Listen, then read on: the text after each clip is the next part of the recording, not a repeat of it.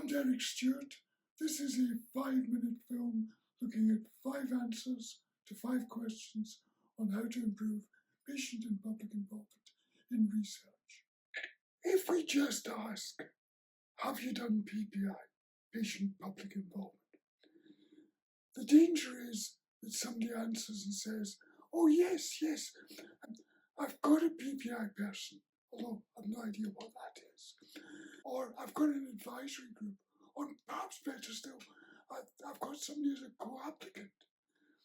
These are all great things to do, but ultimately it's not just about having the person, it's about what they do. The first question is not, have you done PPI? The first question is fundamentally, what actual conversations and discussions have you had with those who are likely to benefit from that research? I'm talking about the patients or future participants of the research. The conversations we have should have a reason for us having them and be two-way. If the researcher wants advice on the language they've been using, then there's the opportunity for me to gain advice of the value of research. If it's knowledge about where to recruit people, then I can gain knowledge about the types of research from qualitative to quantitative. All of these conversations have mutual benefit.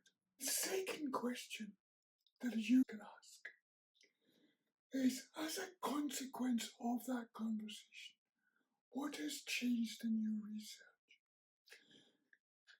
Is the research question better? Have you looked at the outcome measures and looked at patient-reported outcomes? Because what a patient might tell you is a reported outcome might be quite different from what you're looking at. What about the inclusion measures, the exclusion measures? What about the patient information leaflet? So ultimately, you've had the conversation, but what's been the impact? What's the effect? The third question for me is, what effect might your study have on particular groups or communities? To think about, for example, for doing prostate cancer, the risk of an Afro-Caribbean male is 10 years earlier than somebody who's white. If you've not looked at the include ethnicity framework by trial force, then I urge you to do so. Fourth question, what are the next planned conversations you're intending to have? And those may be around the funding. Does the funding proposal, does it look all right? Have you spoken to patients about it?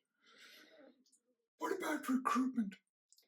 Where you think you want to recruit in a hospital might not be the best place for me to be recruited. And I might have information that could help on that. Increasingly, we're seeing trials that have a website. So how can you keep people updated? And what would I like to read on that update? Is it more than just the numbers of people who've been recruited?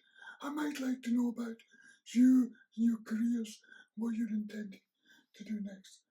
So my fifth and last question at this stage is, what advice are you seeking from patients to inform participants about the study results in plain language? And this is, of course, part of the transparency campaign, the Make It Public work that's going on with the Health Research Authority. Encourage researchers to think, how can we get patients to have those conversations? What do they want to see in that plain language summary? And how would they like to see the data being explained? The easy read version of the 5 questions are, what actual conversations have you had?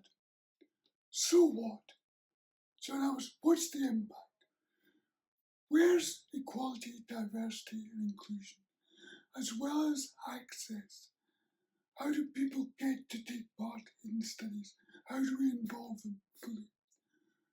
What next are you going to be doing? And then finally, show it. not only in the plain language summary, but also in the reporting of patient and public involvement. Because if it's not written up in the publication, then in evidence terms, it didn't happen.